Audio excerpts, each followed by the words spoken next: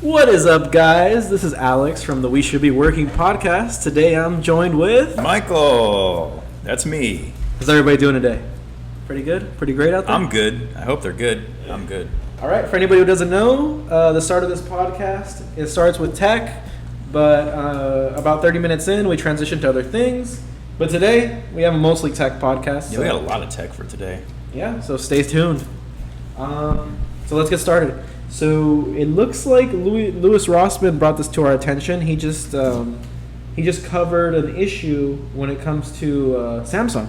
For those of you who may not know, Louis Rossmann is a New York repair technician. You can kind of call him a master technician. He does a lot of board repair for mainly MacBooks. That's his forte. But he's pretty knowledgeable in pretty much everything tech related, especially for consumer electronics. So yeah, he likes to give his 2 cents every now and then, but it's honestly really good to listen to. Yeah, and he has a YouTube channel all about board repair / covering tech topics, kind of like us. So he covered the camera will start not functioning on Samsung devices if you change the bootloader. Yeah, basically, to simplify it for those who may not be fully aware of what that is, bootloader is basically the menu that you can access before you load the operating system for a phone. So if you change that, or if you change the operating system, I believe, then you'll lose access to the camera. It'll just shut off. Yeah, and it's honestly terrible that we're like slowly losing our freedoms. It sucks. Obviously, I think Louis Rossmann got it right. Like literally, what he said was just like he came from a time that you were able to piece a computer together, buy all the parts, and put any operating system you want on there. But now, slowly, with phones and like newer technology, that's becoming a thing of the past. Yeah, it's this weird creeping intrusion from corporations into their own products, like Microsoft, for example. Like, I don't hate Windows really. I think it works fine. I mean, I like the whole Office platform, but the fact that I have to sign into the OneDrive, or they're trying to push me to sign into OneDrive or connect with the Microsoft Cloud services. It's just weird, It's just like they're pushing way too hard for you to get it, and just in a way, even though they try to do something, I guess they say for the benefit of us, it just ends up, like you said, being more restrictive in general. I know, and like Windows with the constant updating, like that sucks, man. Jeez, I remember it used to be so much worse than it is now. Like there used to be like an update like every other day for a while. It's ridiculous. Yeah. Yeah, and me personally, I've always been a fan of like jailbreaking or like rooting phones. Like I'm a big fan of that, big believer in that. Like just to be able to like customize what you have, just because I don't think like there's anything wrong with that. I mean, I don't know why companies aren't cool with that, because so what? I mean, if anything, just make it easier for the customer, because you want them to buy your product, right? Like you want them to have an experience that they'll enjoy. So it's so horrible, because what's the obsession with control, man? Because it's, you already made the money, like you sold them the hardware, right? Like let them do what they want. I don't get it exactly. I mean, with Samsung, it's not like Samsung has partnerships with repair companies that people can go to. So I mean, they do end up like making money from selling these parts to these companies to do these not third-party repairs, but pretty much partnered repairs with. So I don't get why. Yeah, I don't know. The restrictions don't make sense to me. Yeah, no, and in that sense, they do offer a little bit more than Apple, because they do have these partnerships with like independent repair shops. So I kind of see that they're a little bit better in repair wise, but still at the same time, like they're not too far behind from Apple, because Apple was the one who started the serialization, right? They started off with serializing the iPhone 7 home button to they did, yeah, to the motherboard. And that was an issue back then, and of course Samsung followed their lead. Now Apple has serialized the camera, and of course Samsung's going to follow right along in the footsteps of Apple.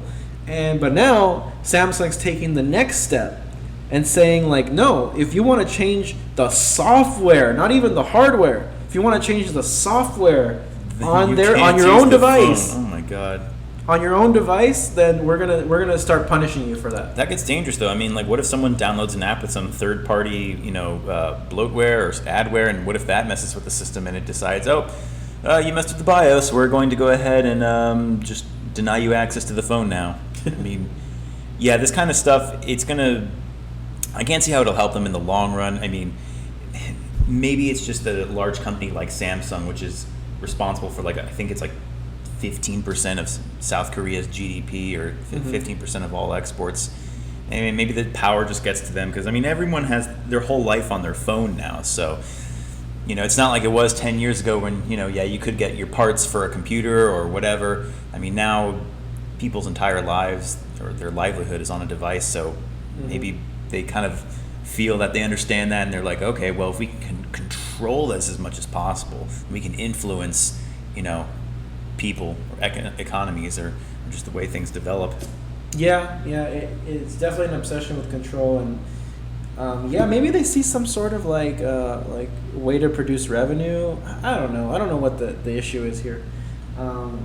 Might just be greed. They might just be thinking, hey, if we can make sure that they can only get our products and do whatever we can to make sure that happens, then we'll be more secure. But yeah, people don't like to be pigeonholed like that.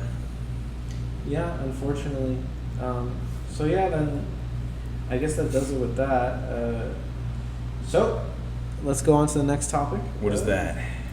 So we're going to be reacting to a short on YouTube, and it's one of the YouTube shorts, and it's titled "Why I Have Trust Issues." All right, and now I will. And this is tech related, people. Yeah, trust us. Still tech related. So I will be playing that in our YouTube video, but now we will be reacting to it. All right. So I showed this video last night to Michael. What do you think of it? I'll just read the text that I sent you immediately. I think that really captured the way I was feeling. Yeah. I had a couple drinks last night, so I feel like I was pretty in line with how I was feeling, honestly. What were you sipping on? I was sipping on beers. I was sipping on I don't know. It could have been Budweiser. It could have been Yingling. I don't know. Whoever wants to sponsor us. I mean, good stuff. It was decent stuff. Okay, I saw the video and my initial response was, "This looks fake as fuck. If it were this easy to repair, then the first repair shop would have done it immediately." So I think I captured pretty much. This whole video just didn't make any sense to me because he brings in a Mac, but this, for anyone out there, this would never happen. I think what he was trying to say, and you talked about this too, is that he was probably trying to say an Apple store, because that's the only thing that would make sense to me. Because I would never or have never heard of an independent repair shop that's trying to make money turn down what is in this case the easiest repair in the world. Yeah, and I think is he so short-sighted? Is he so ridiculous that he thinks that talking trash about all other independent repair shops, but saying, "Oh, this is why you should trust me"? Does he really think that that's going to help the repair industry? Yeah, it just doesn't make sense. I mean, maybe this guy's I don't know if he's new or what. Maybe he has a lot of experience, but it seems like I'm sure the customer wouldn't directly say, "Oh yeah, I took it to Apple." They probably were just because here's the thing. Okay. I don't know why. For those of you listening at home, customers get really insecure when they come into us, and for some reason, even if it's something that you don't have to be insecure about, they will. They'll just lie about it. So even if they went to the Apple store, they would just say, "Oh, I took it to some place on the corner of some street somewhere in some block." Just being as vague as possible, not just saying the truth. I know. Customers are weird because we've had so many experiences where they just lie about the most random things, and you'll be like, just tell the truth and we'll be able to get further, Yeah, they'll come in and they'll be like, "Yeah, my phone doesn't work. I think I spoke too loudly into the microphone," and you're just like, "But the screen's cracked. That's what the problem is." And they're like, "Oh yeah, I don't know how that happened." And it's like, "No, your microphone's fine. You're just making random shit up to." Yeah, it's so weird. No, and we've had customers say, "It just cracked." Oh, that's a great one. They're I don't know, just cracked. Yeah, they'll be like, "So I put it down next to my bed last night. I woke up this morning. I look at it. It cracked. That is a very common one. I put it on my bed and I woke up the next morning. Those two things, on my bed, woke up the next morning. I've heard that hundreds of times. Sir, you know that's not how glass works, right? Like, we didn't put like a special kind of glass that cracks without touching it. Yeah, like, oh yeah, it just cracked on its own. I'm like, oh really, huh? Well, that's great. Did you throw it on the floor right before it cracked on its own? So yeah, our theory for sure is that the customer lied about going to another repair shop. Okay, the way we want to frame it is think about incentive structures. So when it comes to a repair shop, 100% of the incentive is to repair your device, get it fixed, and charge you money for it. Exactly. There is zero incentive for a repair shop to tell you this is not fixable when it's the easiest fucking repair in the world, and they would be able to make money from you. Okay? That's exactly right. The incentive structure on Apple's side is very different, though.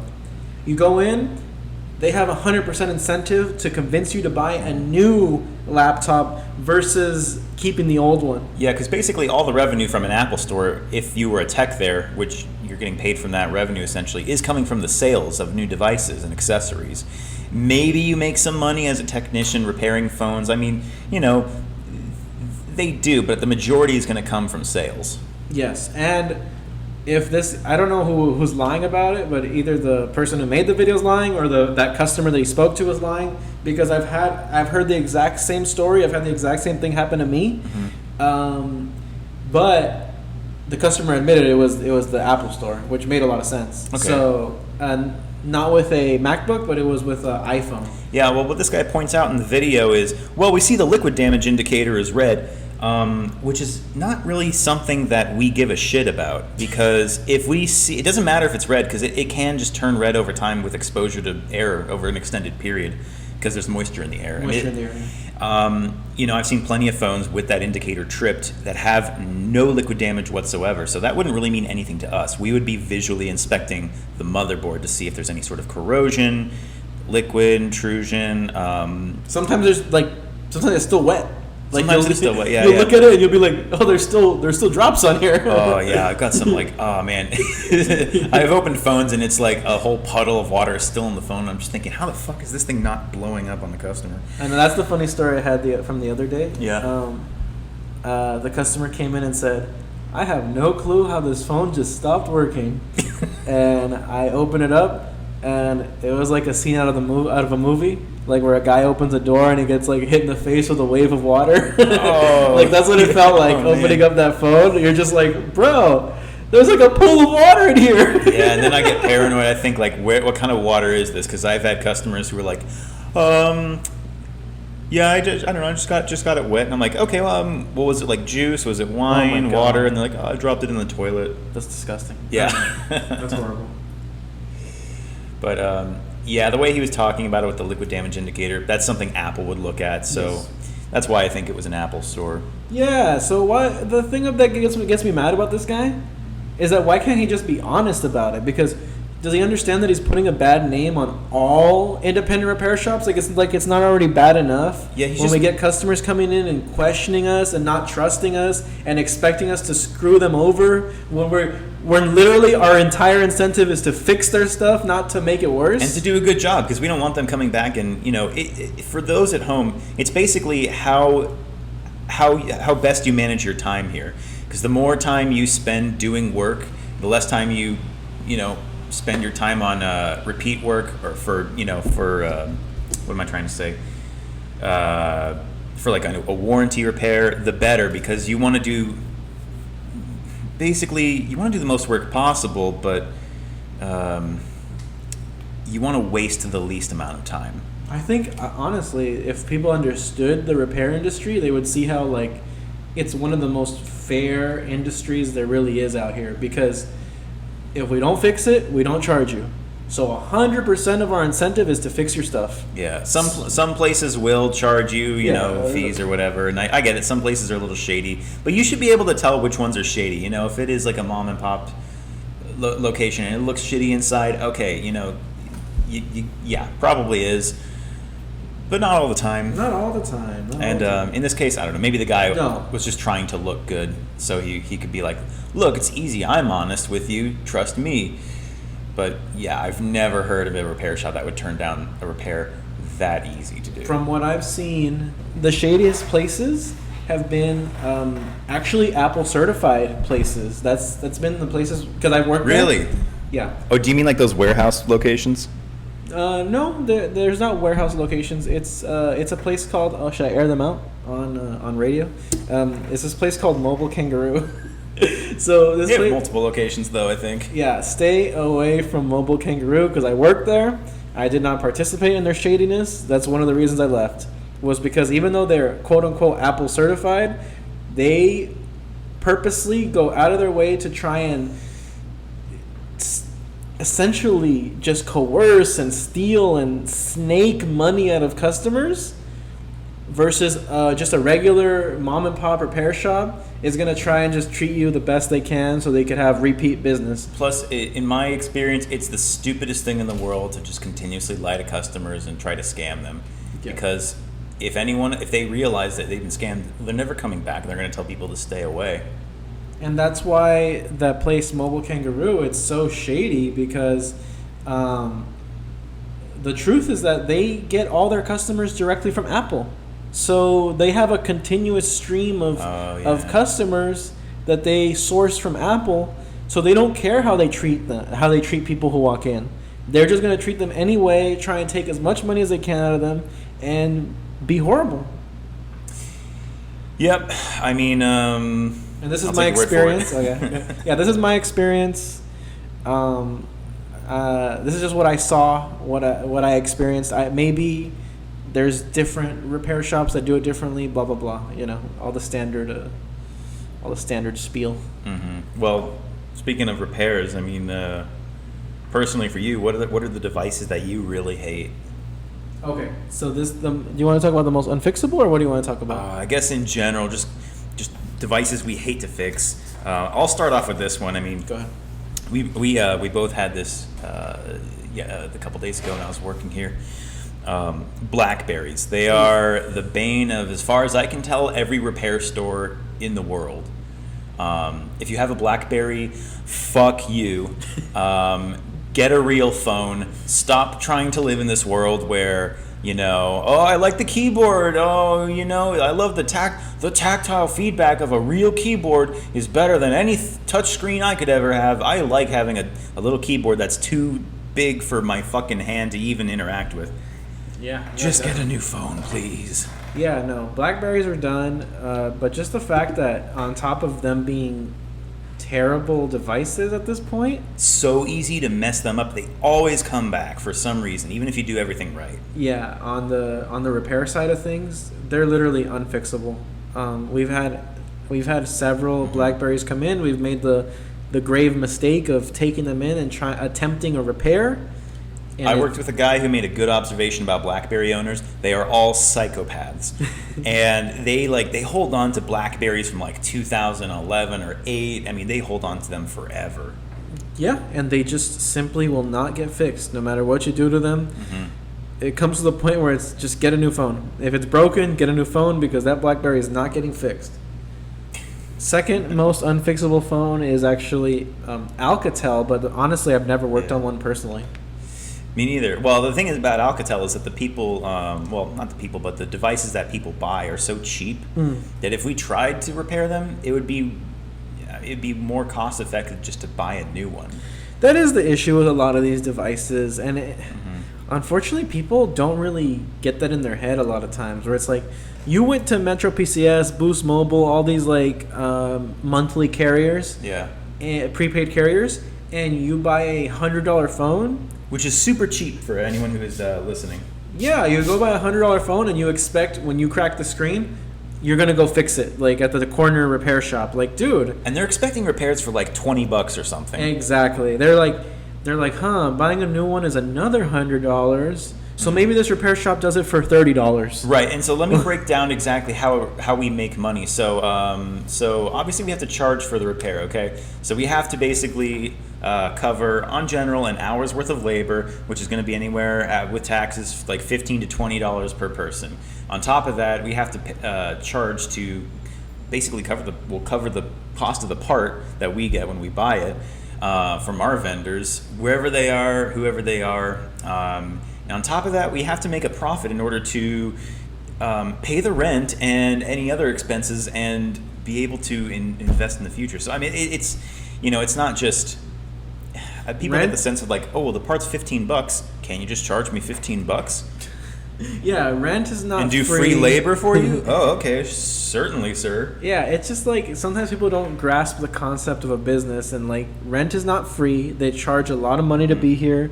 Everything in the store costs a ton of money. All the setup, the computers, the employees, if you have any, all that is expensive for a business owner. So yes, Especially in California. yes. So yes, a business owner has to charge you an extra $70-$80 of labor. Like I know it sounds not that great, but that's the only way to keep the lights on. And I know, heaven forbid, go home and be able to feed your family. Yeah, and if I'm being honest with the audience here, I mean the cheapest screen repair you're ever going to find is probably going to be like $50 or $60. Yes. I mean, never will we ever go below that for a screen repair. It's impossible. But yeah, I mean, generally with a screen repair, what I found is if, say you have a general decent phone like an iPhone, the cost of a screen repair is probably going to be between 20 and 30% of the cost of the phone. Yep. And that's usually what it ends up being for all phones. Yeah, I think you like max out at like 50% because that's where like people are pretty much gonna tilt towards saying no to the repair. Is like if a repair costs 50% or more, You might as well just get a new one. yeah, most people just go like, I'll get a new one. And also another thing that people don't get about repair shops is that this is not a place for you to walk into when you have insurance. I've had a few people like come in and be like, oh, but the insurance, like, but Apple charges me $30 to replace the screen. And I'm like, yeah, because you paid for insurance. Right. If you didn't have the insurance, they'd be charging you $300. Yeah. Sometimes we get customers who are like, "Oh, you work with the insurance company, right?" And we'll be like, "Well, we have a partnership with this one or that one." They'll say, "Okay, can you fix my phone?" Then we'll be like, "Well, no, that's not how it works. We're not the insurance company. You have to talk to them and get that squared away first." I mean, that's a little annoying. I haven't seen that a whole lot here, but I used to work at a place that was partnered with Asurion, and God, Asurion would basically just send people our way, and if the front and back were broken, you had to get the whole phone replaced. Wow. But they're talking to the customer over the phone, so they can't see it. So the customer just says, "Yeah, my screen's broken." They're like, "Okay, cool. We'll set up an appointment. Go on in." And then they come in and we're like, "Yeah, no, we can't fix this. They lied to you." That's like, horrible. What? They're like, "Yeah, no, the back is broken." They're like, "But they said I could come in," and it's like, they'd fire me if I said yes to doing this. I can't do it. Yeah. People And then don't they get it. mad at us. Yeah, big companies, I don't know why they always do that stuff where they'll send angry customers to other places just to get them off the phone. Oh, it's horrible. And there's some wild people out there, man. I mean, there's like insane people who will just stay on the phone with you for an hour. Yeah, so what's our third most unfixable device? Because I have it in mind. Do you know? No, I don't know. What do you have? Surface Pro. Oh, yeah. So I haven't heard too much. Like, I just know the word on the street, like the rumors about the Surface Pro, that it's incredibly difficult to fix. Like, things are always in the way, or it's hard to open up, it's hard to close back up. What's your experience with it? So personally, I have never worked on it, but I've been in places where they have worked on it. And everyone that I've worked with has told me to stay away from them at all costs. So I have a great story. The biggest issue I've seen is that some people say that I've worked with that it's easy to fry the board somehow, or that there's not a whole lot of shielding. But mainly it's just breaking the screen because it's really delicate. Like one time I was working at a place where my manager was working on a Surface Pro. He had just gotten it pretty much worked out. He had to, Dremel the frame again and like bend it back into shape because it was dented, and that was just you never, as a repair person, you never want to be in that position. No, it sucks. And so he finally got it in, but I guess there was a corner that just didn't that didn't sit correctly in 100%. So when he pressed down, the screen cracked, and he was like, "Fuck." fuck. So he had to call my boss, who was like, what the fuck? Why'd you break a screen? Because these things are expensive too. They're like a couple $100, these screens. So Wow. he gets another screen. We've already lost money on this repair. Yeah.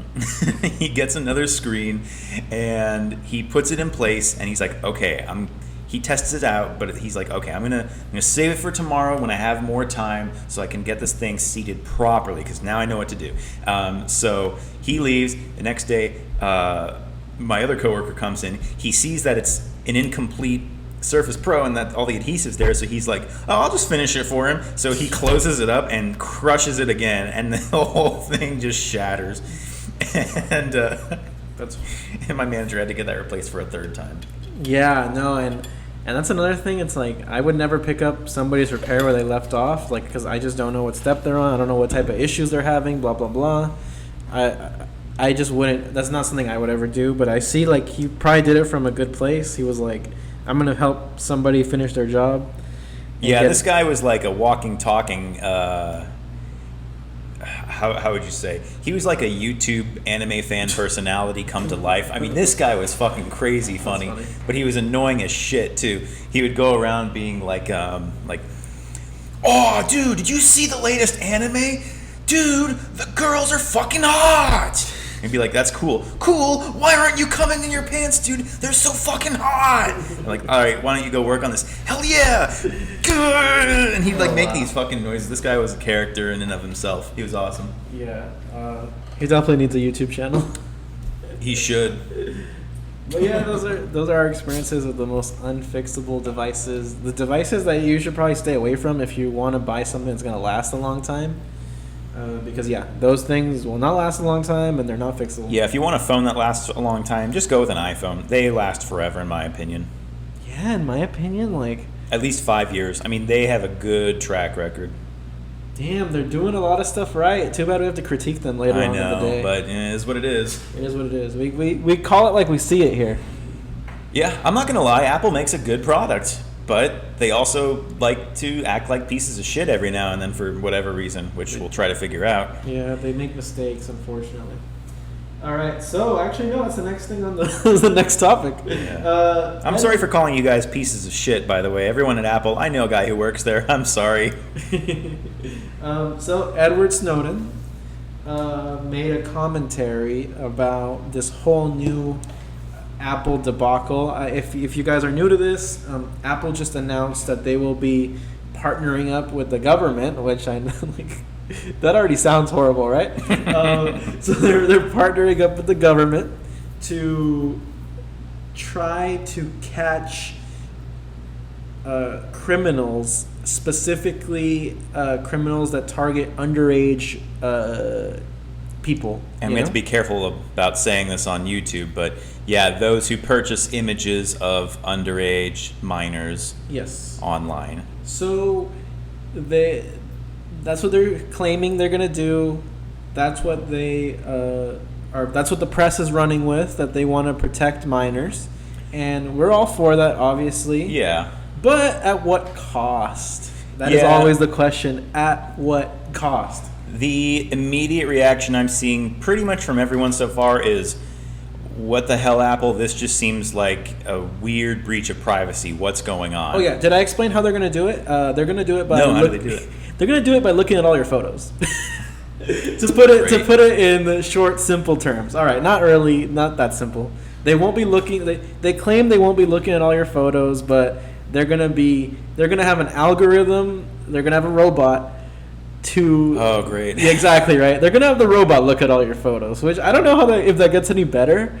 But the robot's going to look at all your photos and it's going to decide, is this guy a criminal that's worthy of freaking like 30 Wait, that plus? brings into question a whole that brings a question of a whole can of worms into the situation. So someone basically had to make a program that was able to discern images that are not so suitable for people to be looking at, not so legal to have. So how did they exactly...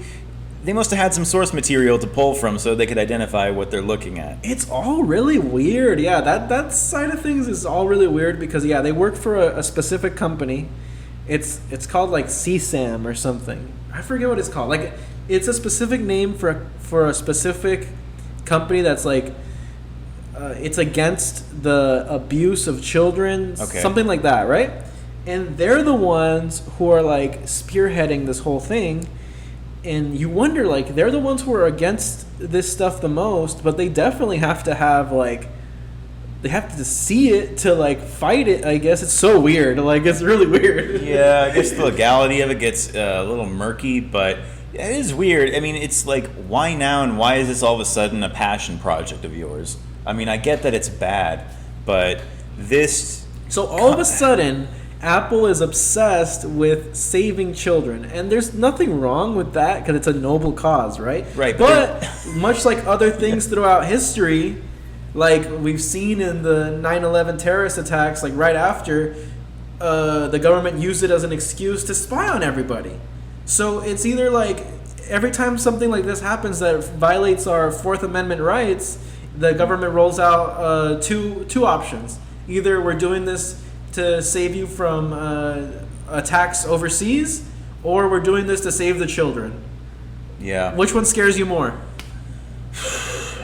I don't know, man. But yeah, I mean, if you think about it, what's this algorithm going to be looking at? It's going to be looking at images, trying to discern what it is, where it was taken. If location services were used on that photo when you took it, you know, it's going to have basically a bunch of metadata on you, knowing where you were.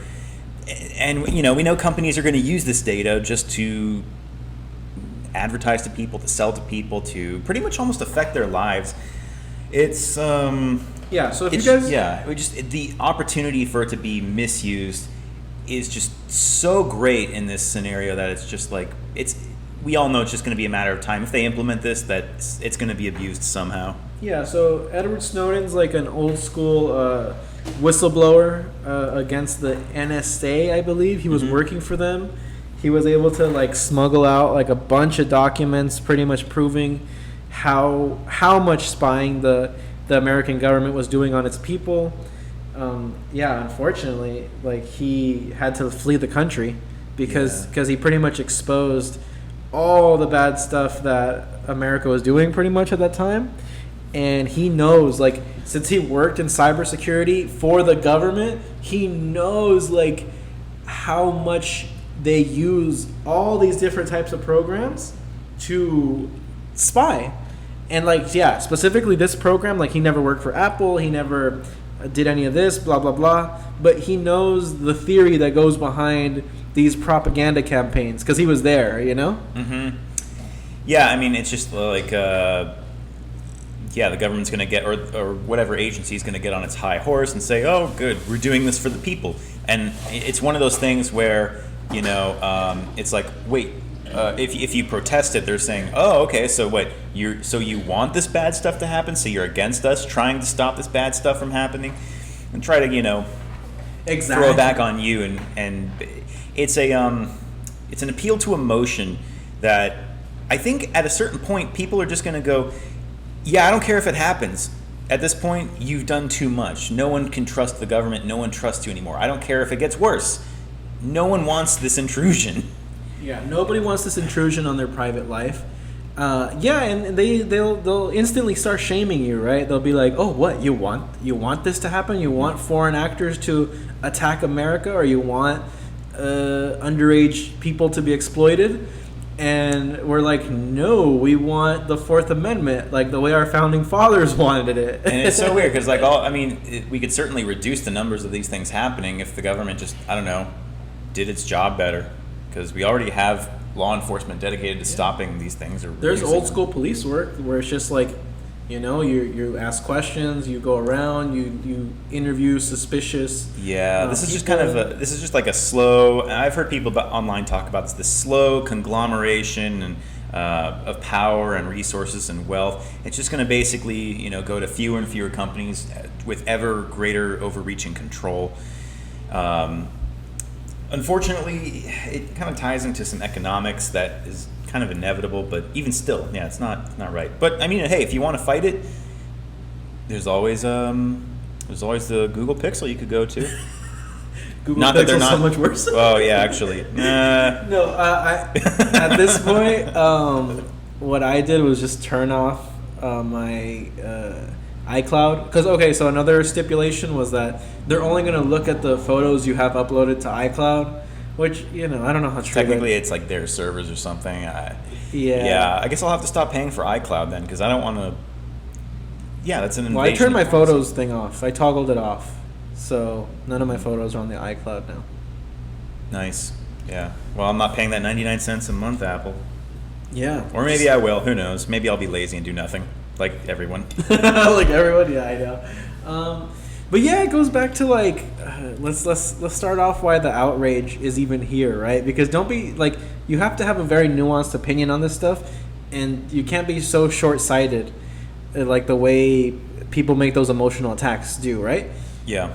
The reason that we get so upset about the Fourth Amendment is because our founding fathers were like terrorized by pretty much a power. tyrant. Yeah, a tyrant. Pretty much intruding on their privacy and intruding on the American colonies' privacy, right? Where they would just enter people's homes, Yeah, absolutely. and raid their house. And if the king just didn't like somebody, he would just send somebody to their house and find a crime. Yeah, it's not respecting the sovereignty of the individual, and when a company starts acting like an oppressive government, I mean, that's just, ridiculous. Like, okay, someone has to legally step in now. This is getting pretty weird.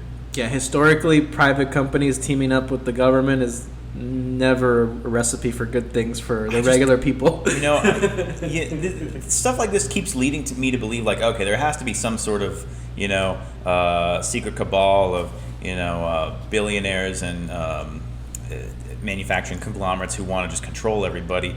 But I don't know. At the same time, it could just be people who are like, they just get amped up and they're like, yeah, we need to do everything we can to stop the things that are going on. And they just get so emotionally caught up with it, and they just can't handle themselves, and they just propel everything in a bad direction. Yeah, it's a lot of very emotional arguments, just like It's almost like an unstable chemical reaction going off, and you're just like, holy shit, these people are nuts. it's always ends justify the means, right?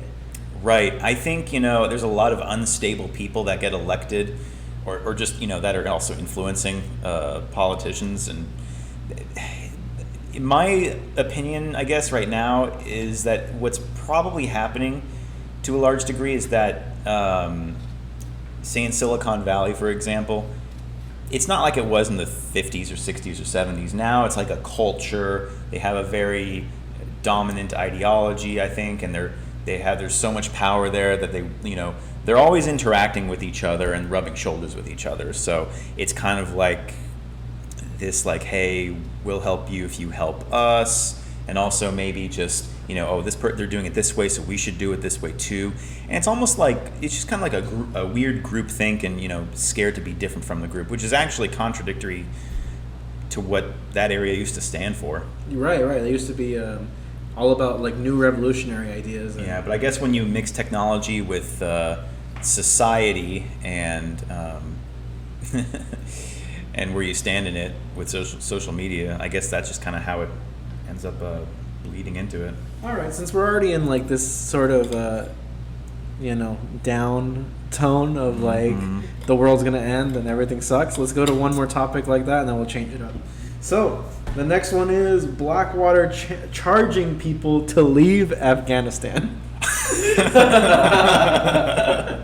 Yeah, so the Blackwater CEO is offering like $6,500 flights out of Afghanistan for anyone who wants to pay that toll and get the hell out of Dodge. Yeah, another situation where like America just leaves a foreign country that we invaded in rubble, and it slowly gets worse and worse, right? Yeah, I mean, it's kind of... It's like they couldn't have not known that it was going to happen. Everyone knows what happens when the U.S. I mean, it's not like it didn't even happen recently. When we pulled out of Iraq, the same thing. How do you think ISIS happened? Mm-hmm. It happened because we pulled out really suddenly, and it sucks that Afghanistan basically, they didn't crumble. They just kind of gave up. I mean, I've heard that a lot of the people in the Afghan army or defense force or whatever it's called just basically gave up because they didn't feel like they were fighting any enemies. Like some of them were active sympathizers. Yeah. or just didn't want to fight and didn't care. And it's like, okay, well, I guess this is what they wanted.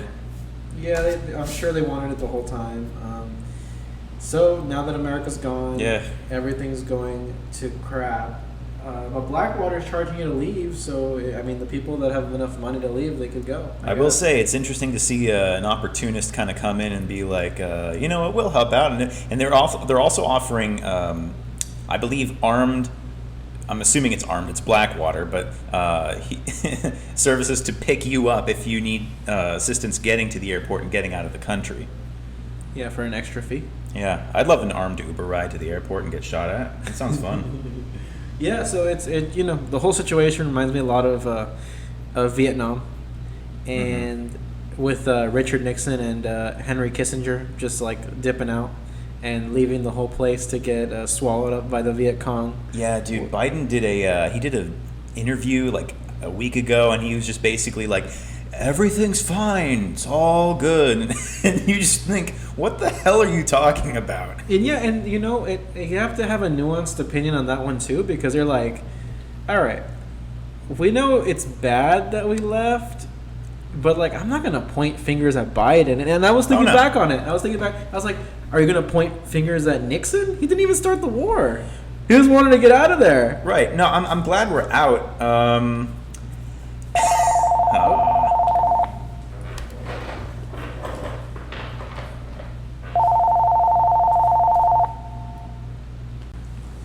So yeah, you can't really blame Biden or Nixon for leaving these countries, because it's like they didn't even start the war. Number one, number two, we couldn't stay there forever, so it doesn't matter. We were there for 20 years. I don't even think we were in Vietnam for that long. No, I think that was like maybe 10 or something. Yeah. And Vietnam was brutal. 50,000 American soldiers died in Vietnam. Yeah, that was really brutal, and the amount of carnage in Vietnam is nuts. I mean, like the types of weapons, the massive bombings. I mean, well, Vietnam was being supplied by the Soviet Union and China, so I mean that helped. And that was horrible for us. I mean, it helped in the sense that it helped them kill Americans. But horrible. Some crazy shit happened in Vietnam. Oh my God! Like they they're these little dumb bombs. They're about like an inch long. That basically they're a bullet that you let fall from a bomber aircraft. Mm-hmm. So they make like 1 million of these. They put them in the back of a bomber aircraft, and then they just drop them. So bullets are flying from the sky down on. Yeah. So soldiers have come to these zones where they bomb them vertically. And it looks like they say it looked like someone took a machine gun and just basically shot exactly downward. So everything was like it looked like a firefight, but inverted at an angle. And the carnage is apparently like really insane. They did that to the Americans? No, they did that to the Vietnamese. Okay. Oh no! All the crazy stuff was American. This is like experiment nation. For weaponry. I know, it's always when you hear about like a lot of the fucked up stuff that happened, you hear like, oh yeah, Americans invented this machine to like brutally destroy their enemies. Yeah, and in fact, I mean, like if you look at empires historically, personally, I'm of the opinion that in periods of peace, countries find ways to maintain some level of alertness or warfare to kind of just basically to keep their skills heightened and fresh, because wars are inevitable. They're just kind of waiting for the next big player to step up so that they can kind of be like, okay, time to divert toward you, which I think in this case is so basically, in my opinion, Afghanistan was most likely an excuse for arms manufacturers to develop new weapons, test them there. Basically, it's a free testing ground for new equipment, and you get to see what's profitable, what's workable, what is effective. And because if you look at everything from the time we invaded until now, the equipment's changed, the weaponry's changed, the vehicles have changed, the tactics have changed. I mean, everything is so much different now. The way it's all integrated, it's no longer just send in tanks, troops, planes. It's like everything's integrated with,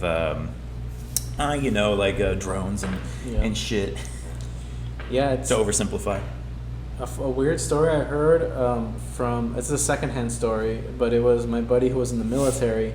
He said that an older guy who was in the military, he got a story from him, and he said that back in the day, like the War on Terror days, like 2002, 2003, he said they had already invented this machine that was called like the pink mist machine or something.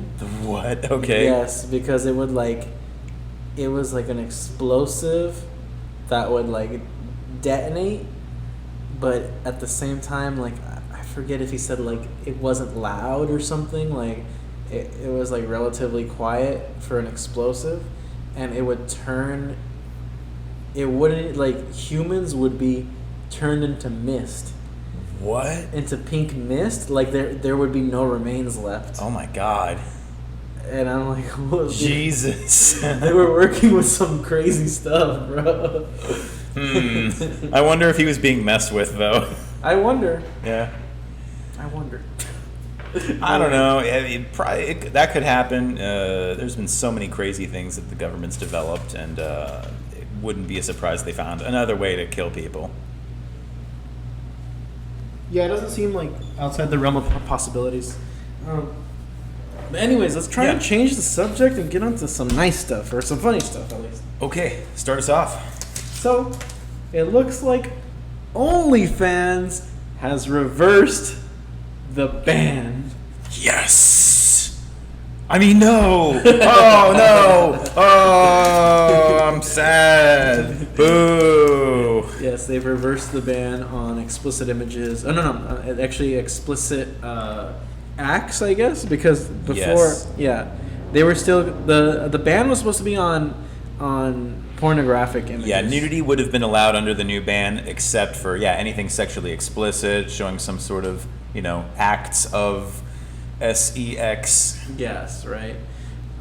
So yeah, they're reversing it, and everybody is back to celebrating them. What's your opinion on it? Well, no one's happier than OnlyFans right now. I don't know. I mean, The Simps can rejoice. The Sims can rejoice, and the girls showing what they got can keep on showing them. So, I think, well, I don't know. This is fucking ridiculous. Yeah, It's just so funny. Like, oh, okay, I guess it took all of a week for OnlyFans to realize, or just to come to the conclusion, oh no, well, we're not going to do this ban after all. Maybe they realized for the first time ever where most of their money comes from. Yeah, it took them a week to realize that that's where they make all their money. Like, I don't know, it's not really a hard calculation for me. But at this point, I've come to the conclusion that it was a publicity stunt. What do you think? Probably. Because me? Yeah, that makes sense. Because think about it. That's like if Pornhub said there will no longer allow explicit images there, and everybody's gonna be like, "What the heck? Pornhub is doing this?" Pornhub sounds like the most awesome seafood restaurant. I could totally eat at that place. Beer battered shrimp and calamari. Yeah. So you're like. So like that would get a lot of news and like a lot of headlines, right? Like if Pornhub was doing that, but this website OnlyFans, like if they had a similar reaction where everybody went crazy for a week. They were the talk of the town. Everybody was putting them in the headlines and the titles, just for them to reverse the decision. Yeah, it almost makes you wonder why they did it in the first place. Yeah, that pretty much makes the most sense to me right now. Is that it was just a stunt. Well, I mean, I guess, yeah, like you said, this is good news for the Simps. We don't have to better ourselves, ladies and gentlemen. There's no way. I mean, I feel like a lot of people already knew about them, so it's not like, I don't know what they were going for. I still think that they were trying to get publicity, but like, think about all the young professional women that they would have impoverished had they put this policy into effect. They would have destroyed the whole economy. Yes, imagine the young women that you see on OF would have to be working at McDonald's and Subway next week. Yeah, and then lonely men would have been saving money and finding more productive things to do with their time. For real. Oh, and also I wanted to add on to that. From the research and the things I've been hearing in the manosphere, Yeah. apparently it's not even true that OnlyFans girls even make that much. Apparently. So yeah, a lot of these OnlyFans girls have like top 1% in their bio, which I mean for some it's true, but I believe for a lot of them it isn't. Because just by definition, like not everybody can be in the top 1%, right? Right. Not all of them are making a large amount of money. It's a small percentage. The total, I think, are making less than most of them are making less than $500. I think the number was. And that's what it's turning into at this point. The market's saturated as heck. These girls go in and think it's like going to be a cash cow, but to be honest, once they go in and let's say like they're locally like the cute girl in town, right? They post a picture or they like make an OnlyFans and they get like all 20 of the guys from the neighborhood that think they're cute like to subscribe for 1 month. But then that's not a lot of money, and like a few months go by and like even them they stop subscribing, so it's kind of like fake. Yeah, because they're not looking at you as the person. They're just looking at you as the sex object. Yeah, it just but like the money aspect of it, where I don't believe a lot of these girls are making as much money as they claim they are, because what it really is a gateway drug to more sexual deviancy, which is like you start off with the OnlyFans and you realize, okay, that only made me X amount of dollars, but if I do more, I'll make more money. And apparently where they make a majority of their money is with the quote-unquote like videos, right? Yeah. Like people will go in the DMs, hey, I want to buy this a video of you doing this. All right, that's one way where they make money. The second biggest way they make money apparently is the meetups. Obviously, you know that was going to happen, right? Yeah, I could tell. You knew that one was going to happen. But I mean, not all of them do it.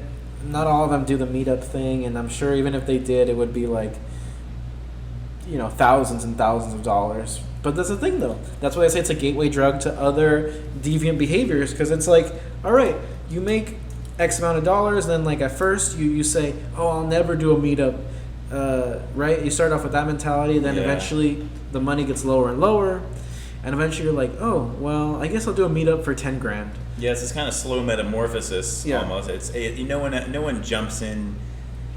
I wouldn't think they jump in saying, I want to be a whore on the streets. They probably are just like, okay, well maybe I'll go out with this guy and he'll give me a little money or something like that, and then it just is this slow build. I don't know, some people do want to be a whore on the streets, and sometimes those people exist. Yeah, but you know what? OnlyFans is a different beast. It's a different animal altogether, because I feel like it's more like the local chick is becoming an OnlyFans girl versus back in the versus pre OnlyFans. The girls that were doing all the like videos spicy and pretty much the spicy videos. Stuff, the Pornhub stuff were known, well not known, but like they were actresses that like went all the way in and like made a whole career out of it, but they were like kind of known as that was their brand, right? Versus now it's kind of like any girl that's like, I don't know how to explain it, just I also want to maybe caution people when they think about this, because what I've noticed on Instagram, because it's very easy to think that this kind of stuff represents America because there's so many people online, but a good question is to ask is, where are these people? Because I would wager that a majority are probably in LA. I mean, obviously it's not everybody, but if not a majority, a good number. Where, the OnlyFans girls? OnlyFans girls on Instagram. Whenever I'm on Instagram and I see like a lot of videos or trending stuff, a lot of it's in Los Angeles. Well, pretty much all of them are in the big cities. So it's LA, Miami, and New York. The big ones. So that's pretty much where they're all located.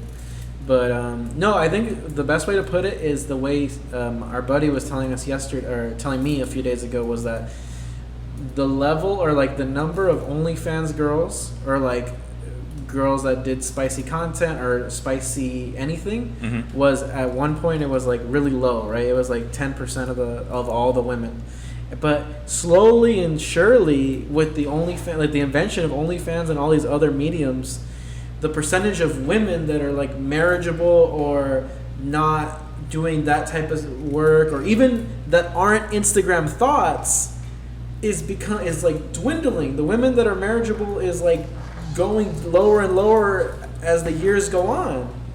Yeah, it's kind of what bugs me is just like the in some ways the lack of self-respect that you see, and also just the desperation to want to be popular. Like, to me, that's not something I respect, and not really like something I enjoy seeing in people. That's kind of a turnoff for me. So But you know what? Also, I Yeah. would want to say that our lenses are a little bit different because we are in LA. So I'm sure there's probably is like a lot of marriageable women in other places. The biggest issue is that we're in LA and we see a lot of all the red pill stuff you hear online, like that is pretty much 100% accurate. It's not accurate everywhere, but pretty much all of that happens here for sure. It's just, yeah, the red pill stuff is so reflective of the dating game in the big cities. Absolutely. And Just how people act in general too. yeah, it's just reflective because in big cities, you get the big stratification. You get the fact that 10% of the men in the city own 80% of the wealth. And it correlates with the women on the single dating market, blah, blah, blah.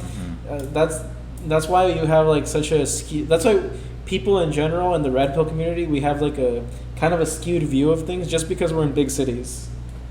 Yeah, and then like, girls that are attractive and hot and maybe just realize that they're attractive and hot, they want to move to the city. And then I think what they don't realize maybe a lot of the time is that maybe where you come from, you're really good looking, but there's a lot of good looking people here. And Yeah. if you're talking economics, well, then,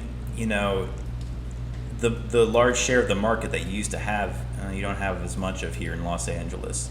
That being said, I mean, I think hot women have it pretty good here in LA, wouldn't you say? Oh, of course. They're living life on easy mode. Yeah, they're getting guys, hitting them up all the time, All right. taking So, them out. Yeah.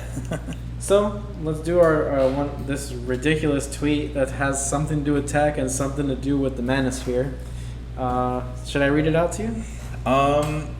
Yeah, you read it out, and then I'll read out it the way that I envision it in my head. Okay, so there's this screenshot I took of this tweet, and I'll probably post it in the YouTube video, but I guess it's a woman's interaction at the Apple Store. Okay, so let's read it out. I'm at the Apple Store Soho. A gray-haired woman walks in and announces, "I'd like to buy an iPhone from a woman." Male associate says, "I'd be happy to help you." She replies, "No offense, but I demand a woman. Men are too linear and can't understand what I need in a phone." But how she probably sounded was something like this. "No offense, but I demand a woman. Men are too linear and they can't understand what I need in a phone." Or it was, "No offense," or something like that.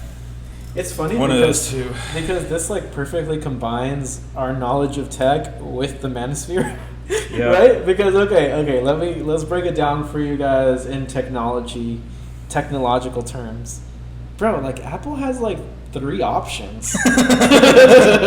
The complexities of Apple are too great for your male mind to understand, and how I would use them as a woman. Okay. Ma'am, you're at Wendy's. No, like, this is a Wendy's. This is no. There's 3 options, or 4. I'm sorry to be exact. Right? There's the mini, there's the regular iPhone 12, and then there's the 12 Pro, 12 Pro Max. It doesn't take a brain surgeon to figure out what you would need each phone for. Because the only difference is the size of the camera, the screen, and the battery. That's it. That's all that are different between the 3 of them. Yeah. And you start to wonder, like, what happened to equality? Because if they've truly felt like, oh, men and women are equal, then why would they need a different? Why would they feel like, oh, they would need a different phone than a man? That's the world I was raised in, believing that's how we're all going to act. But apparently that's not the case. Apparently a lot of people have been holding back a lot of grudges over the years.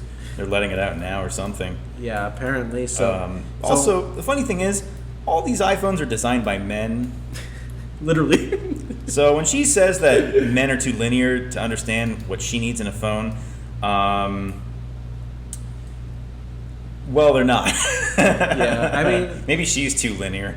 Don't get in your feelings about it, but the facts bear out. And I know there are women who work on the design teams too. I know. Yes, but they're outnumbered like 5-1. Oh, absolutely. So like, don't get in your It's a feelings. sausage fest in that design factory. It is, and it's a well-known fact that if you join engineering in any school, that you're going to be in a sausage fest class.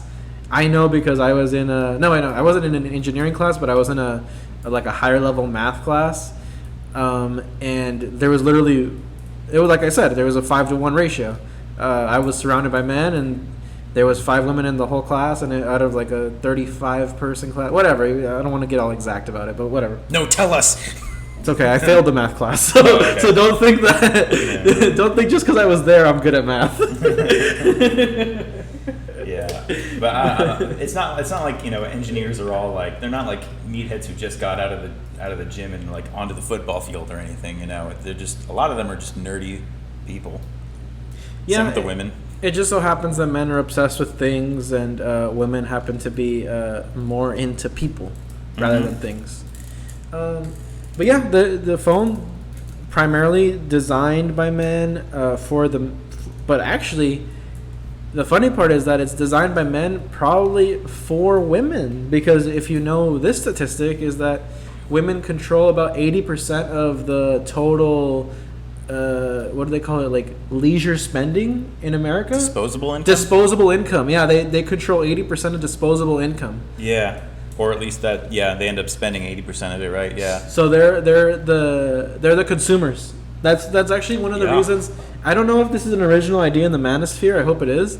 But I thought of this, and I was like, one of the main reasons that our society is so feminized, and like pop culture is so pro women, like virulently pro women. They're just trying to get that money from the girls. Yeah, it's because like women are the consumers, and they're the ones who spend the money. And even like, this has been going on for years and years. You're right. Years. Absolutely. Businesses are out to make money. If they know that women hold most of the money or are spending most of the money, yeah, they're going to advertise towards them. They don't give a shit. So actually these iPhones are not only designed by men, created in factories by men, but they're designed for women. Yeah, actually they are. Yeah. This also happened in New York. So, I mean, you know, this sounds like a city lady who's just like, I don't know, who just watched a YouTube video about how the patriarchy is holding women down through technology, and she was like, I'm gonna go to the Apple store and I'm gonna show them what I think. Cringe. It's such cringe. And yeah.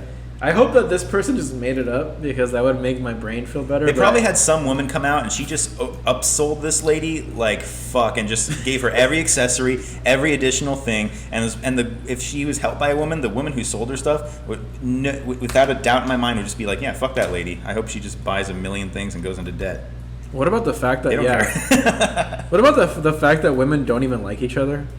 Like most of the time, like they just know each other. Like do girls even have real friends? I don't know. Like they just kind of like. My sister still like brings up like old beefs of like high school friends. She's only a year younger than me. That was like 10 years ago or something. And that's the thing. It's like men will be able to get over like some sort of beef with their buddies, but like women will hold on to it. They hold on to very specific information. I've seen it. Yeah, it's just like, well, remember that one time you did this thing and that, and it's like, wow, you just held that in a little safe to use for today when you cashed it in right at this moment. Yeah, I feel like women they just know each other. They're like okay with each other, but they're not like friends. They're but I'm just speaking in generality. Necessity. I'm just fucking with people, but yeah. Yeah. I mean, not all men like each other either, but it's kind of more of like, I don't know. If I don't like a guy, then it's just like, okay, I don't like this guy. You do you. I'll just stay away. I don't know. So, that was our reaction to a viral tweet. Well, let's see how viral it even was, actually. Yeah, let's check that virility. It was 468 retweets and 10,000 So likes. the front page of Reddit, for sure. Yeah, so that was it, and I thought it was interesting. But That's funny. Holy shit! I would love to be in that Apple store when that happened.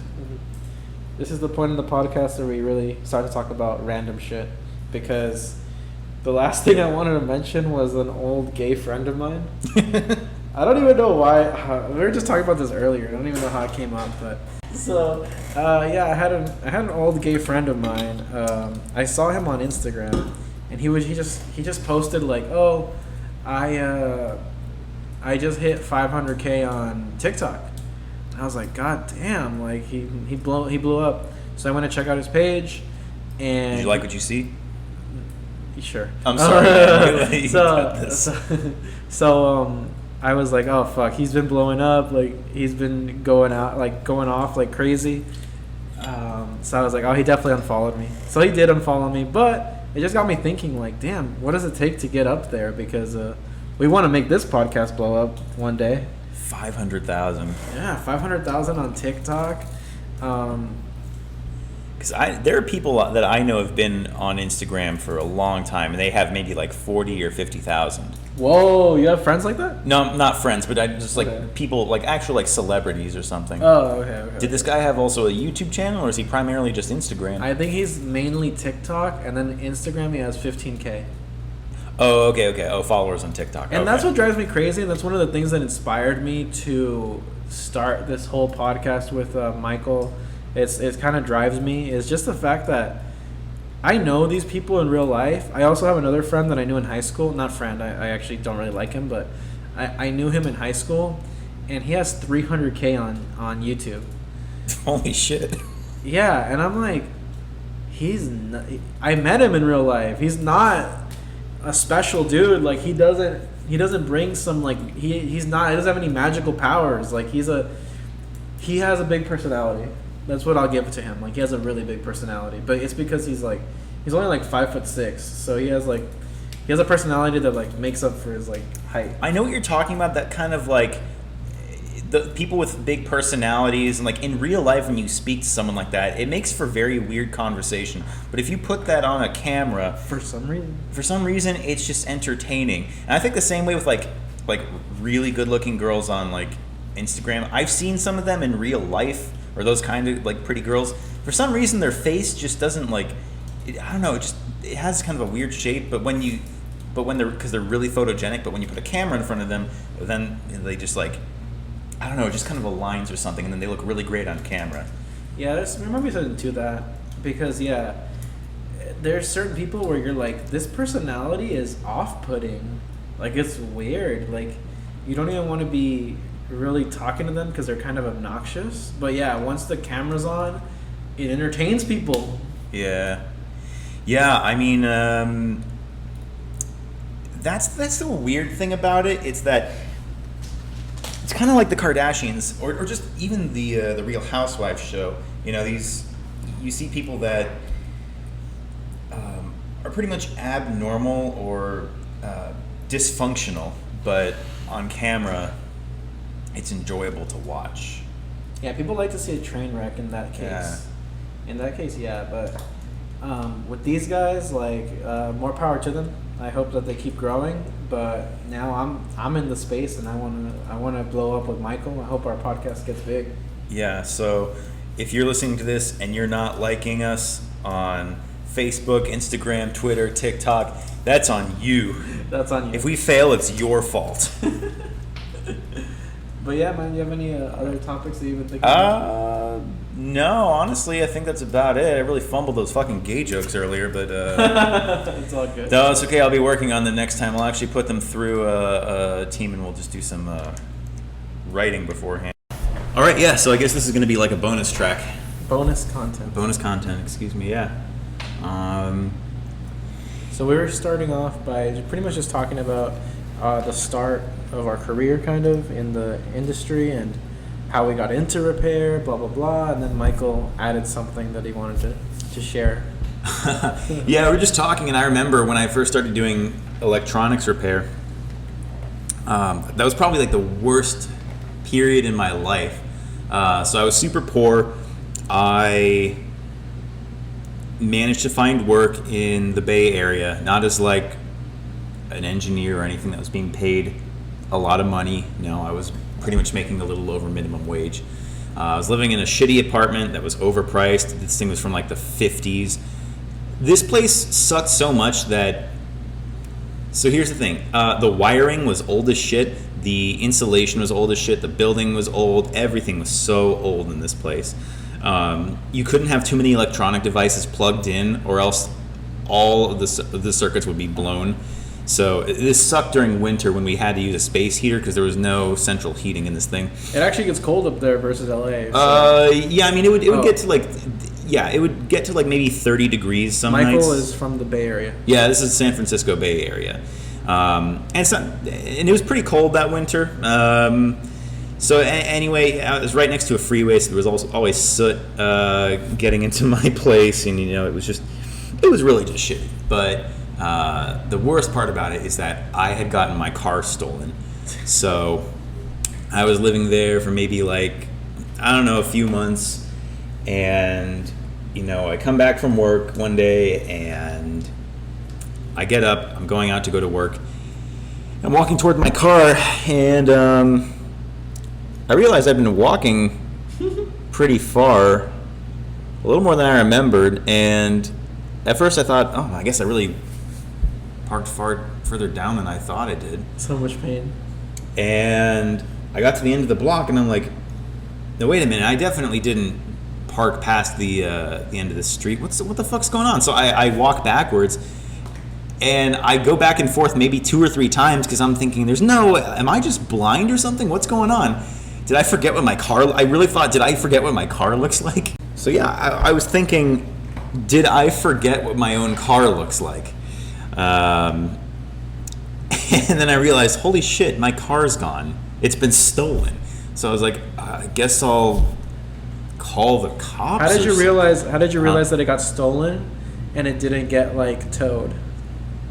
I thought it might have been towed, but I looked at the street. I mean, I didn't have any tickets. I didn't have like any outstanding fees or fines to pay or anything like that. Right. And it wasn't a towaway zone. There were no signs there. It was just free parking. Right. So that was the conclusion I came to, is that it must have been stolen. And I got so paranoid when I was living there for like a month straight, because I had got my car broken into a little bit like a couple weeks before as well. I got a Nintendo 64 stolen. That was like something I loved from my childhood. And you said that you were gonna go sell it because you needed money, right? Sell my what? You were gonna sell your Nintendo? 64 because you needed money, or no? No, so that's another part of it. When I was working there, when I first moved to this place, I was really poor. Like barely had enough money. Didn't have enough money for food, basically. And I was pretty poor at that time, and I had pretty much like food insecurity was really tough. So I mean, there were days where I was eating pasta for like maybe a week at a time or something. Right. I had to sell some like old DVDs and games and books to like some record store that would buy them, so I could go out and buy food. And so I was just selling my stuff to basically eat and survive. So yeah, my car got stolen. Wait, you were working though, right? Yeah, this is right as I was transitioning into the new job. Okay, so it was like between jobs. Yeah, it was only like a 2-week period, but it was hell. rough. Yeah, it was rough. I had that. Yeah, it sucked. But Thank God I never had food insecurity, but I definitely had that feeling where you're transitioning from one job to another, and you're like counting the days, and you're like, all right, I can spend $10 on food every day until I get paid from this new job. It was more like $10 for the week kind of thing. Damn. Okay, I get you. it was pretty bad. Cause and then all of a sudden I had $40 because of all the stuff I sold, and I was thinking, yeah, I could buy anything I want. This is amazing. That was really, it was pretty bad, but I'm kind of glad I went through that. Michael, you were down bad. Yeah, I now hey, now I can deal with, I can eat cheap. I know how to work the system. I know how to play the game. Fuck yeah. Beans and rice, my dude. Go ahead and keep going with Yeah, so I called the cops and they came over and they were like, okay, well, I mean, it sounds like it was probably stolen. Honestly, there's nothing we can really do. Because no, for real though, this is why people don't like cops a lot of times. It's like you create a lot of resentment from your society. If the cops come every time there's an issue, they can't solve a thing. Right, because I mean, but I get it. I mean, what are they going to do? Are they going to get the whole force to look for one car that's not even worth $3,000? Yes, I agree. It's a catch-22. It was a cheap car, yeah. And so like when at first I suspected the building owner because he had an old Honda kind of like mine that was parked outside, and I was like, dude, did you see anyone like get into my car or anything like that? Did you see anything weird? And he goes, oh no, but you have a Honda. Yeah, it's really easy to break into these things. And he took my key and opened his car with my key. So I was thinking, what the fuck? I've seen that before too. Yeah, I can't trust anybody. So I called into work and I was like, hey man, to my manager, I was like, hey man, my car got stolen. I can't come into work today, so I'm going to get quarters for the bus and I guess I'll see you tomorrow. And that was what I did. I just went to the bank, got quarters, and I was like, okay, so this is my life right now. Oh, you must have been so down. I was listening to a lot of My Chemical Romance at this time. Oh God. That, Arcade Fire, Andrew WK. I really got into that stuff because I was like, okay, this stuff made this because I can't be like one of those teenagers who's just like, yeah,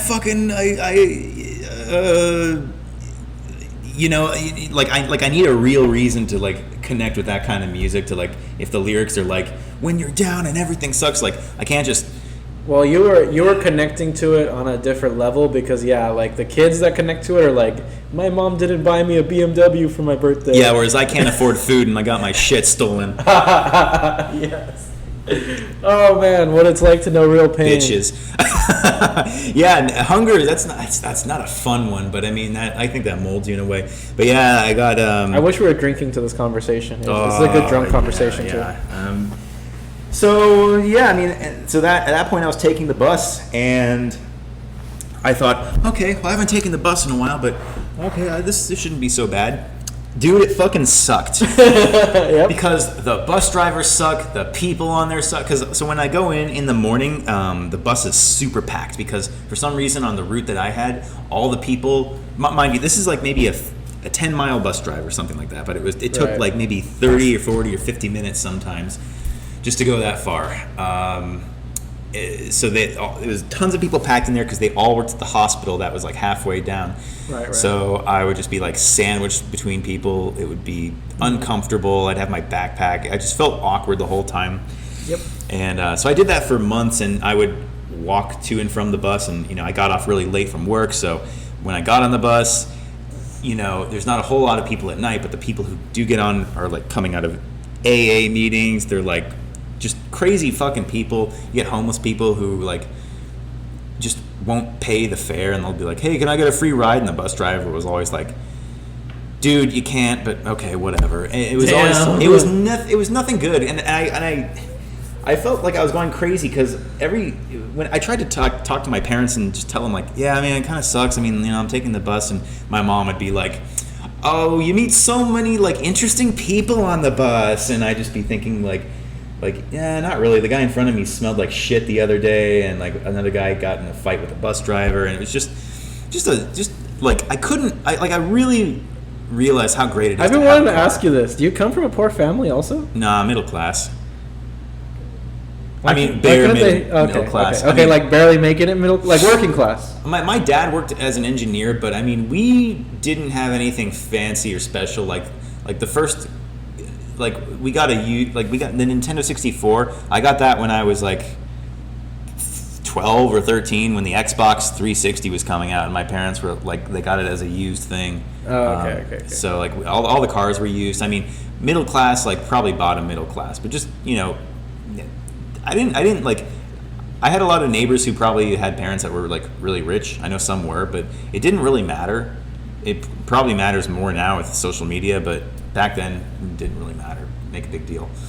No, I'm just wondering because, like, yeah, Yeah. your parents were like taking it like they were trying to like cheer you up because it sounds like they couldn't help you, right? Or what? Yeah, or like they didn't care or something. It was so weird. It was like, guys, like all you need to say right now to Because make me like I come from a family that's like kind of like, you know, more working class. Like, Yeah.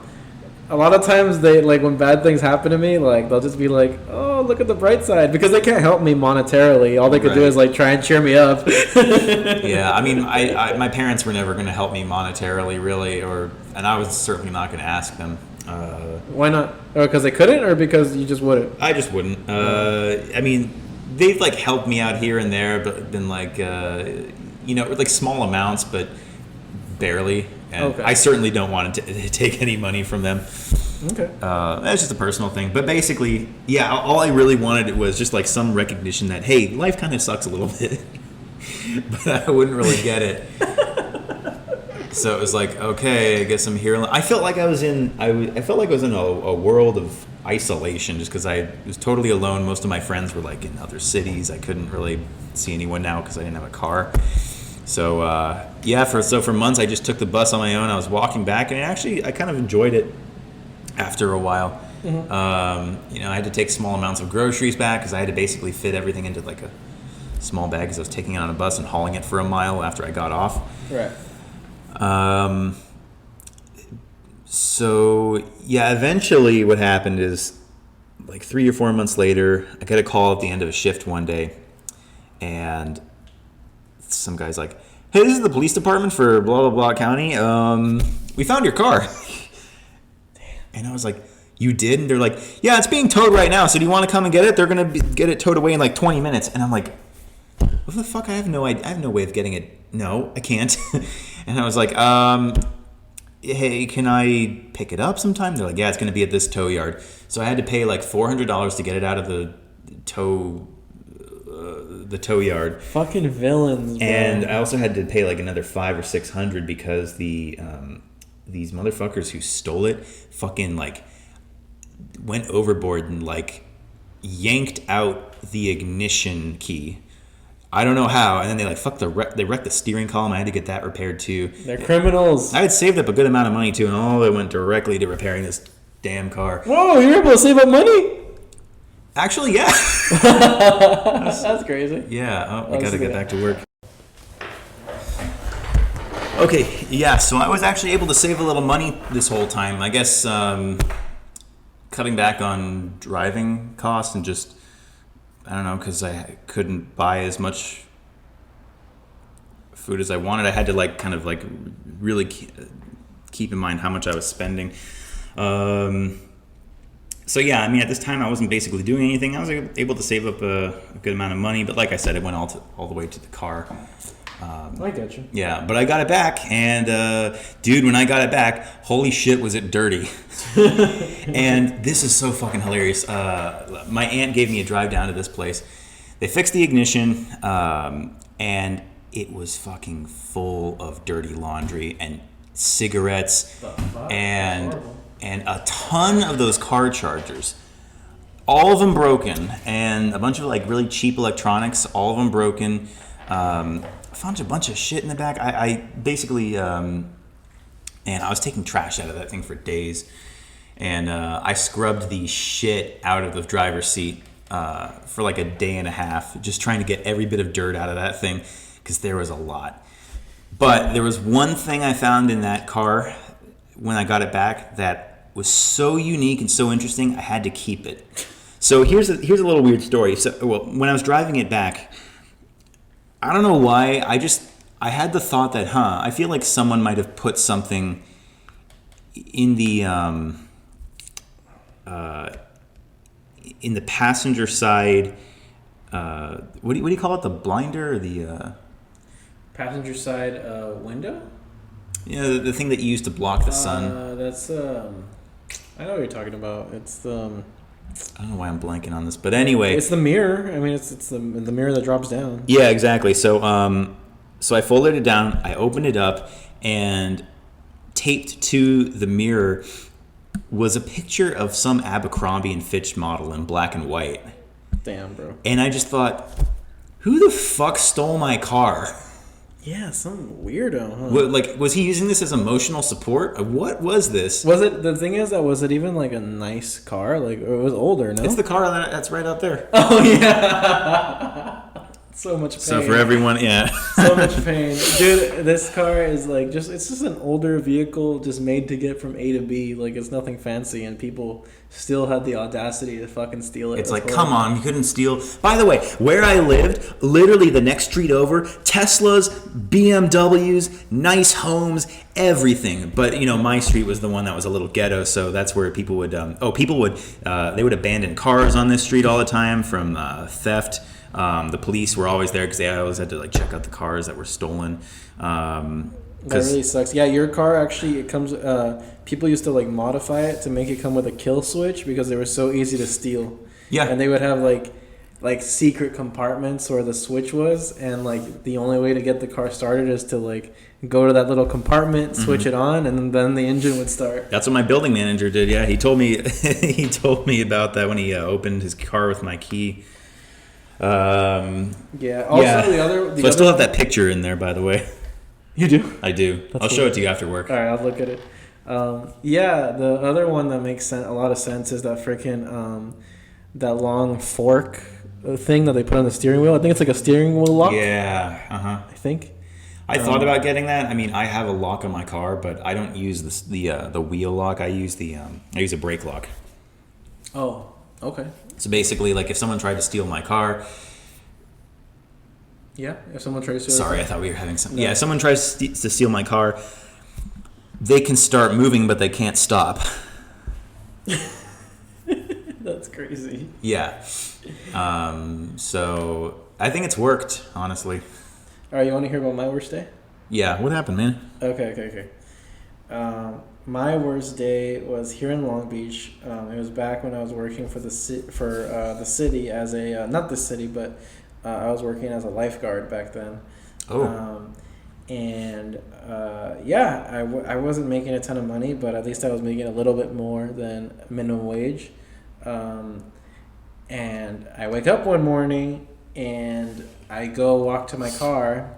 And it turns out that there was like right where I left my car the night before, it was empty, and in its place was a bunch of construction workers working on the city.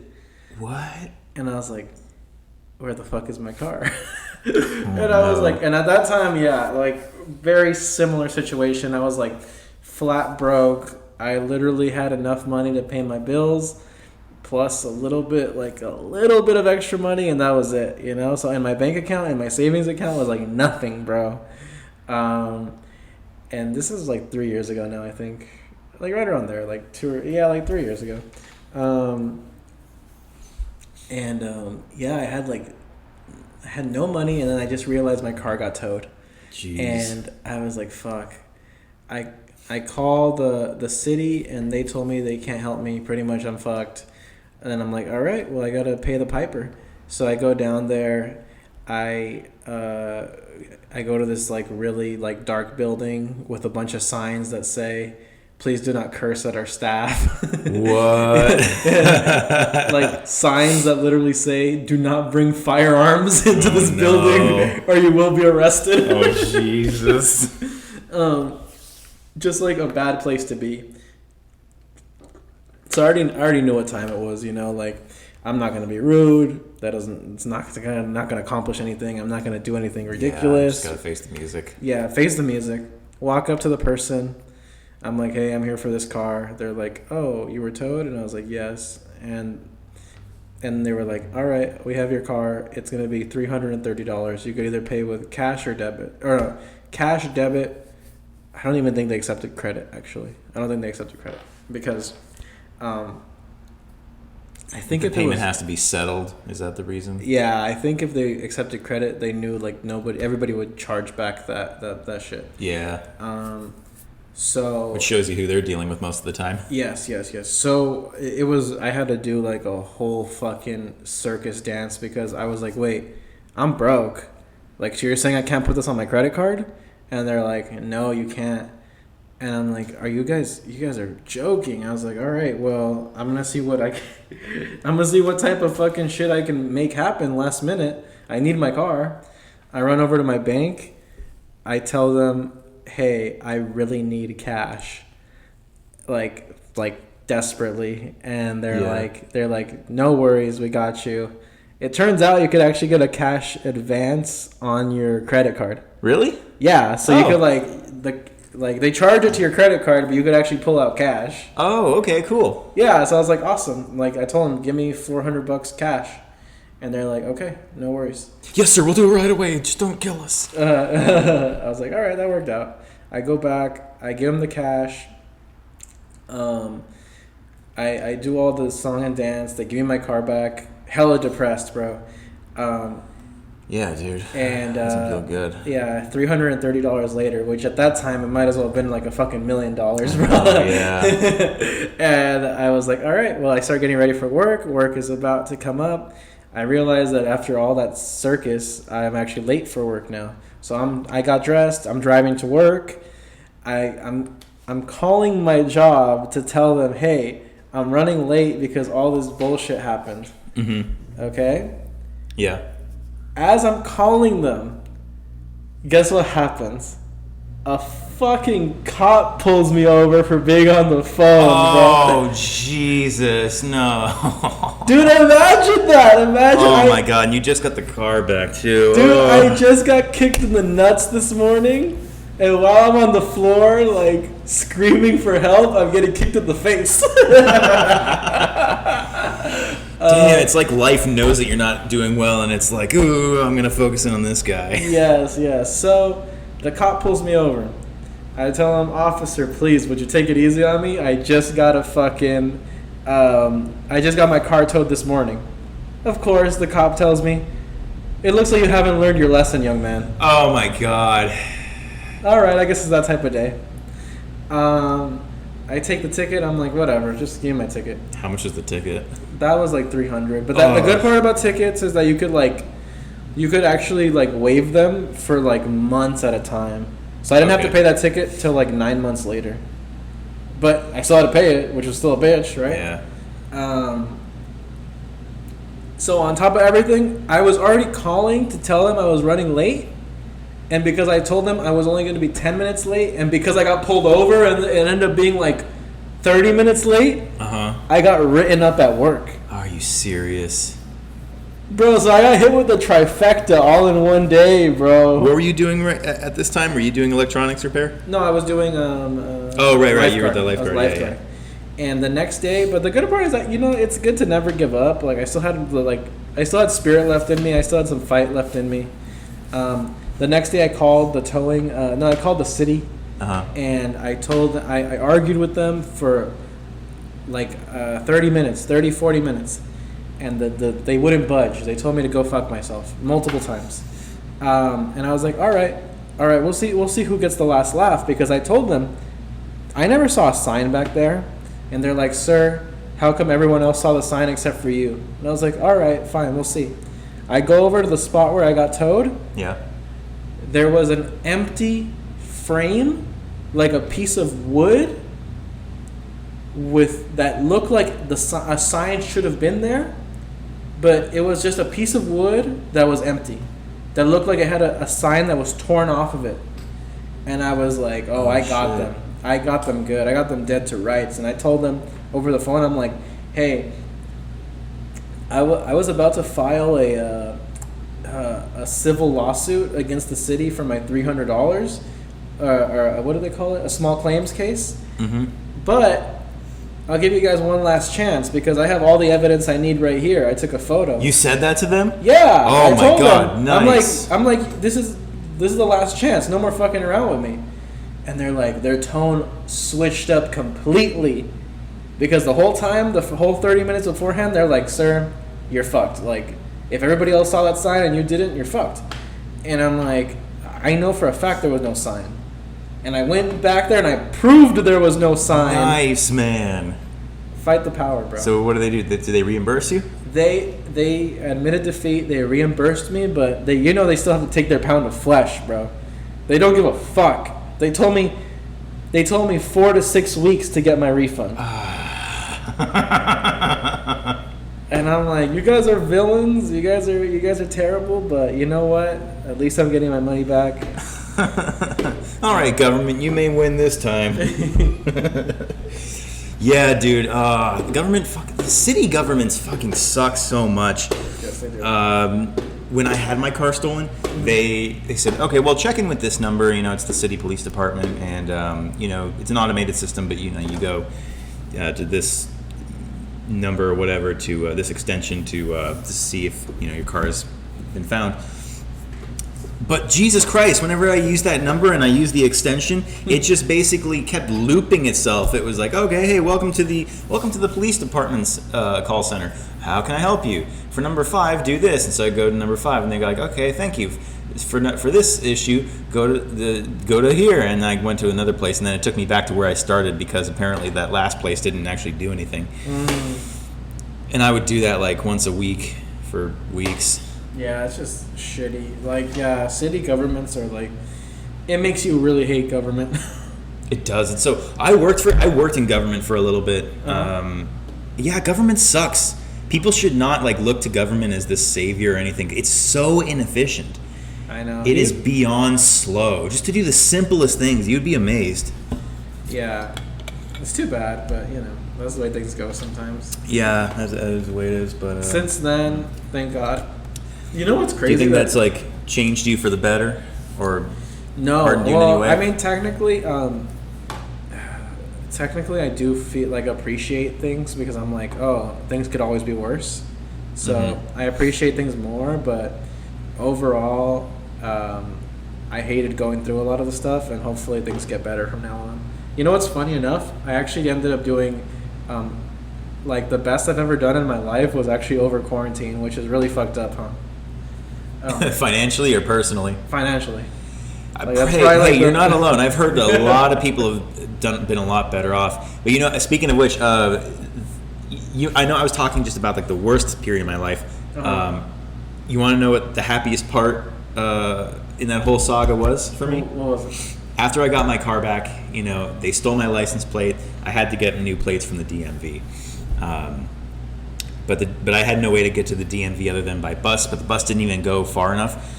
So I had to take the bus at 5:30, go to a city and walk for maybe 3 miles to get to the DMV. Right. And finally I get to the DMV, and it's right before it opens, and I see a small line. I'm thinking, okay, well, it's not going to be a big deal, but there's a fucking line around the whole thing. Yeah. I'm in line for 2 hours. On top of that, they're short-staffed, and the computer systems were down, so they had a bunch of chairs, and they were lining people up and trying to be as efficient as possible, and it was like a game of musical chairs. You get up, you sit down for 5 minutes, you get up, you sit down for 5 minutes. You do this for 6 fucking hours. Finally, I go up there, I spend maybe 15 minutes just signing the paperwork, giving them all my stuff, getting my photo taken for my license, getting my plates. I'm out of there. And when I'm out of there, it's the afternoon, I'm walking back, and dude, I'm over the freeway, I have my plates, and I'm so happy. That's the happiest I've been in months, maybe even years at that point. The fact that you paid your tags? What? That I got my license plate, and I'm going home to basically the whole saga is done. I got my car back. I am back in. I'm a functioning human being again. It worked out, and the problem is resolved. Yeah, I guess that is a calming feeling, just because you're the nightmare is over, right? Yeah, man. The nightmare has finally ended. All that shit's gone, but I was still paranoid for years about my car afterward. Yeah, same.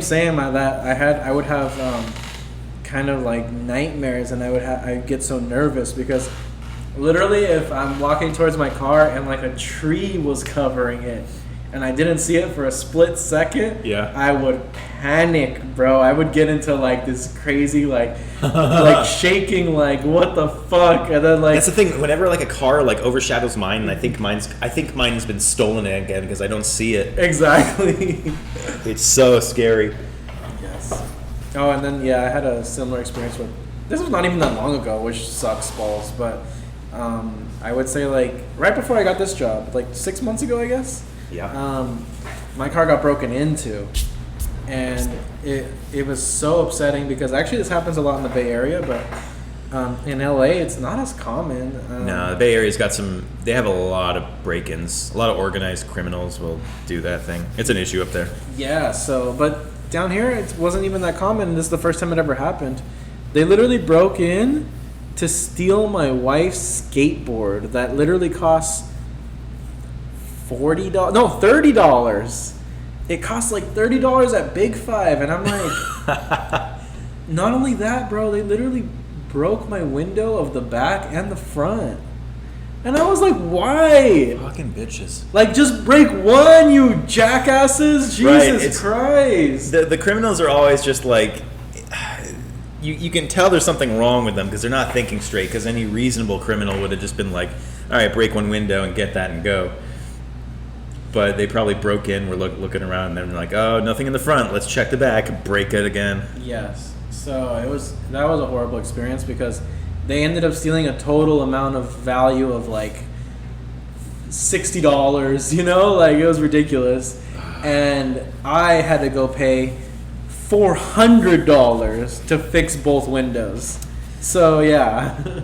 Yeah, I try not to leave anything in my car that's visible anymore, just because. Yeah, because someone will break in for something stupid. Yeah, they'll see a coat in your back seat, then they'll break into it. I'm pretty sure them, people man. would break into my car to steal loose change I have in there if they see it. No, I'm serious. I have loose change in the front, but I have like a little cup cover, so I keep it down so no one looks at the change and decides to break into my car. For real, people are out of their fucking mind. Yeah, and also people love to break into cheap-looking cars, and boy, is mine cheap. Yeah, it's terrible. Actually, I always like to think it's the opposite, but maybe you're right. In my experience, that's how it works. Yeah. I think it's because the criminals can't afford a lot, so they go towards what they know and feel comfortable with. Maybe. Whereas like a Tesla, it's like, oh, I don't belong to that crowd. I'm not going to steal from them. I think that's how it works, honestly, with a lot of theft. Really? Me personally, yeah, that's how I think it works. But yeah, speaking of tree that you mentioned earlier, this is completely different, but I was driving this car one time and I drove past a tree, and I was at a stoplight. There's this big tree here. There's a girl walking right she's about to walk in front of the tree, and a van passes right in front of her, and she's gone. Like running? She was just walking. And then a van drove right by her, and she was gone. Whoa. And I was thinking like... It's like ominous.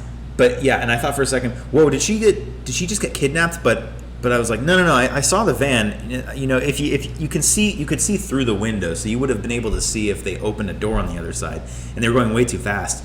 And in that moment, for some reason, like all possibility opened up to me, and I thought, holy shit, she just disappeared. Ghosts, aliens, everything. It's all real. And then she walks out from behind the tree. So she just happened to walk behind the tree as soon as that van went past her, and I thought she got abducted by aliens or something. It turns out that was the bang bus.